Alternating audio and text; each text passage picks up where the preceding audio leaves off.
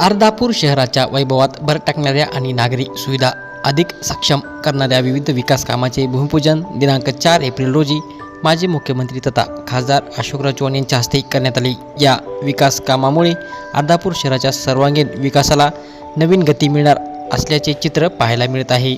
गेल्या अनेक दिवसापासून प्रलंबित असलेल्या काही महत्त्वाच्या रस्त्यांच्या कामांना आता मुहूर्त लागल्याने अर्धापूरकरांनी समाधान व्यक्त केले आहे। नगरपंचायतीच्या माध्यमातून शहराचा चेहरामोहरा बदलण्यासाठी हा टप्पा अत्यंत महत्त्वाचा मानला जात आहे।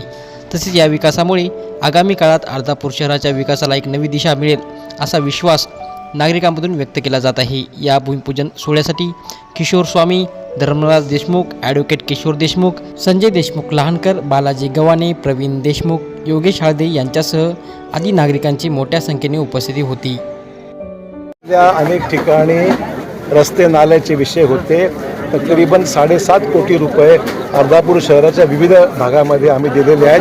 त्याचं रीतसर आज भूमिपूजन करण्यात आलेलं आहे। त्याकरता मी आलेलो आहे। सगळ्यात महत्त्वाची गोष्ट म्हणजे शासनाने आता सरकारी जमिनीवर ज्यांचं अतिक्रमण आहे 2011च्या अगोदरचं ते सगळं अतिक्रमण नियमित करण्याचा निर्णय घेतलेला आहे। त्याचा GR सुद्धा गव्हर्नमेंटने काढलेला आहे।